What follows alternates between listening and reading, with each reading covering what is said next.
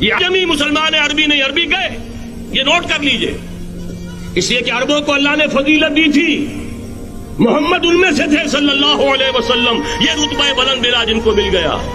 لیکن ساتھ ہی اللہ نے دھمکی بھی دے دی تھی سورہ محمد میں، ان تتولوا یستبدل قوما غیرکم، اگر تم پیٹھ دکھا دو گے اس مشن کو جو ہم نے تمہارے حوالے کیا ہے، تمہیں ہٹائیں گے، کسی اور کو لے آئیں گے۔ اور یہ بات ہو چکی ہے 13ویں صدی عیسوی میں، 1258 میں جب سقوط بغداد ہوا ہے، عربوں کے ہاتھ سے عالم اسلام کی قیادت چھین لی گئی، معزول کر دیا۔ اس کے بعد قیادت کن کے ہاتھوں میں آئی؟ ترکوں کے ہاتھ، ترکان تیموری ہندوستان میں، ترکان صفوی ایران میں، ترکان سلجوقی مڈل ایسٹ میں، اور ترکان عثمانی کا تو کہنا ہی کیا ہے، وہ ایشیا مائنر سے چل کر آپ کو معلوم ہے کہ مشرقی یورپ کا کتنا بڑا علاقہ، دی گریٹ آٹومان امپائر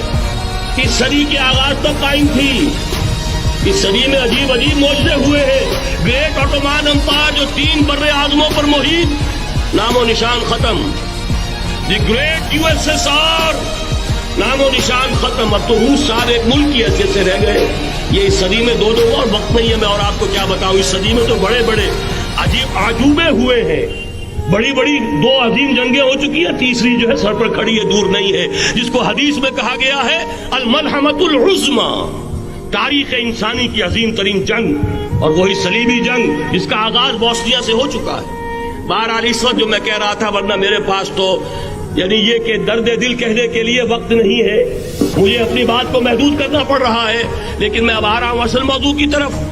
کہ ایک امکان تو یہ ہے کہ اس بلاک میں اسلام کا احیاء ہو،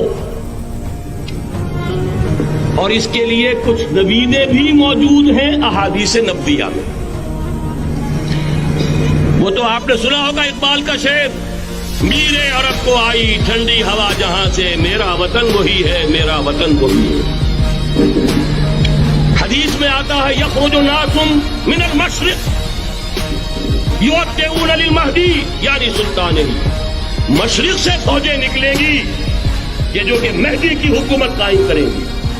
اور یہ ہوں گے حضرت فاطمہ کی نسل ہی سے رضی اللہ تعالی عنہا، لیکن عالم عرب کے اندر پھر ایک طاقت بن کر ابھریں گے، باطل کی قوتوں کے خلاف جہاد کریں گے۔